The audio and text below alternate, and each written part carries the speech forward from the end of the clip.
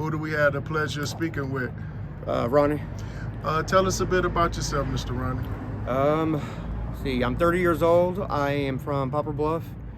I moved to St. Louis about 3 days ago, mainly because I was in Poplar Bluff with my mom and she died, so I didn't have any more family, so I moved up here and came up here to try to start a new life. Tell us about your life in Poplar Bluff growing up. What kind of household you come from? Oh, I had a great childhood. I had great parents. Everything was great until, they passed away, and then everything just started going downhill. But yeah, I had a good childhood. How far did you go with your education? 11th grade. What caused you to leave school? I just thought I knew better. And didn't see a point in graduating. I'm not sure. I wish I would have known. But Brothers and sisters? I have 2 sisters and 2 brothers. What's your relationship like with them? It's pretty good. We don't talk all the time, but it's not, nothing bad. You ever been married? No, I'm single. Never been married. Any children? No children. What course of life turns did you go through after you left school in 11th grade? Oh Lord. Really, after that, I turned to drugs, and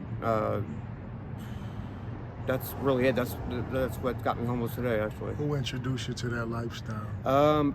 My sister's ex-boyfriend, believe it or not, on my 18th birthday. What did it start with? Meth.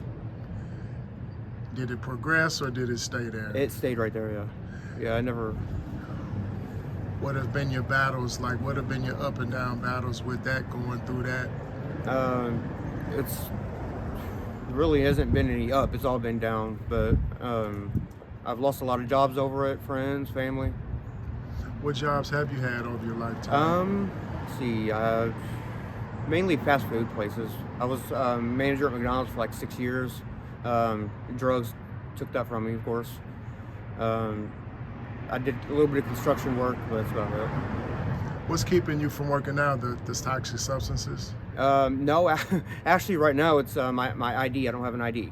I'm working on getting an ID so I can get a job. You know, it's different places that can help you get your ID and your birth certificate. Yeah, that's what I was told. You aware of those? I am. I don't know who they are, but I'll give you the information when we get finished. Okay.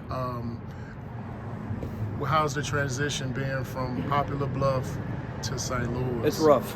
Poplar Bluff it's a big difference. Describe the differences in the two cities, man, towns, whatever. So Poplar Bluff has like a Walmart. There's probably 4 or 5 grocery stores and a jail and a courthouse. In St. Louis, oh my God, it's huge. I don't even know.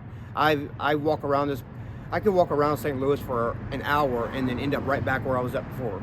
I get lost here. I don't know. What experiences have you had here so far? Well, I've only been here 3 days, so Since you've got here, what have you been dealing with?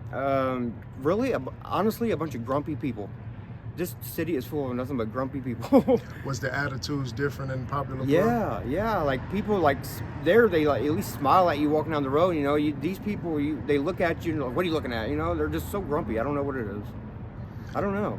How is that being, like, having to get used to that? Or is that something that you can get used to? No, I can get used to it for sure.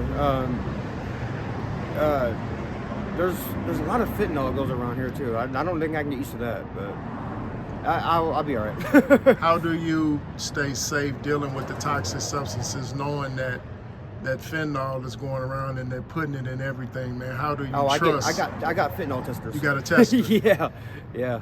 Tell people who may not know what that is, explain to them what that tester is. It is so if you have like any kind of drugs that you want to make sure that they're not cutting it or lacing it with fentanyl, you can put a test strip in it and it'll turn it a certain color if there's fentanyl in it. So it's a really good thing to use, because just a little bit of fentanyl will kill you if you're not used to it. Where can these be purchased? Usually you can get them for free, actually, at any kind of drug, like a drug rehab place or a health departments, any kind of substance use place. They have them in vending machines. All you gotta do is ask for a voucher and you can get it for free. What kind of advice would you give somebody, especially somebody coming from a smaller town to such a big city? What kind of advice would you give them on what to look forward to and what to be on the lookout for that matter? I don't know what to look forward to yet because I've only been here for 2 days, but definitely look out for the drugs and the people, because these people try to rob you walking down the street. You just got to be careful. I mean, just be careful. Be aware of your surroundings. How do you stay safe?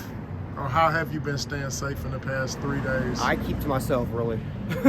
Is that easy to do coming from a friendlier place? No, it's not. But I've got a really good judge of character, so I can kind of tell, when something's off.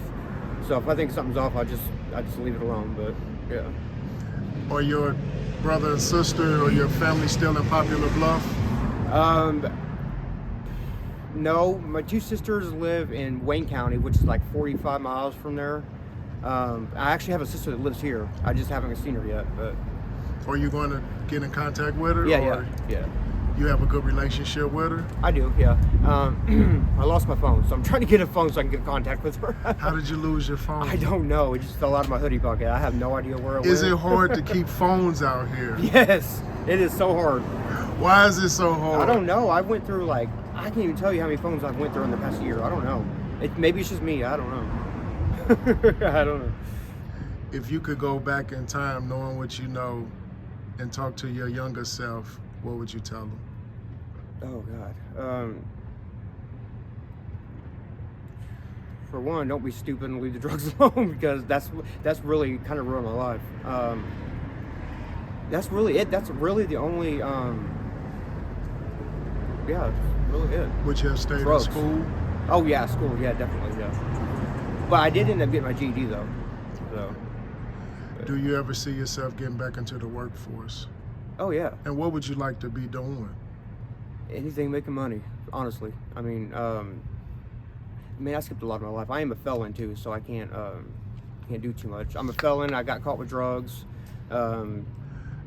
like 4 years ago, and ended up getting caught with like 6 felonies.